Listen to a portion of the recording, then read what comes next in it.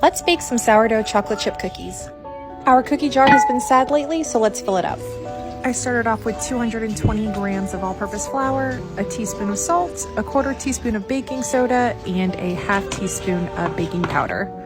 And if you're interested in this recipe, I found it on littlespoonfarm.com. Now in a separate bowl, I took 125 grams of my sourdough starter discard, which is roughly about 1/2 cup, and a teaspoon of vanilla extract and an egg, and whisked those together. In my stand mixer, I mixed 1/2 cup of white sugar, 1/2 cup of brown sugar, and a full stick of butter. I mixed that at low speeds for about 30 seconds. I usually don't add an entire bag of chocolate chips, but the recipe called for it, so that's what I did, which was about 1.5 cups of chocolate chips. I then took the flour mixture and added that into it and mixed until it was combined, which took about 30 to 45 seconds.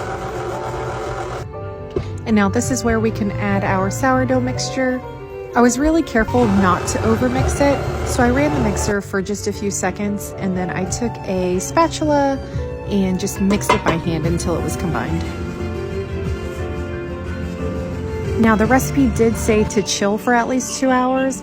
I popped it into the freezer for about 15 to 20 minutes, and they came out fine. Now just preheat the oven to 375 and bake for about 13 to 17 minutes. Mine took about 14.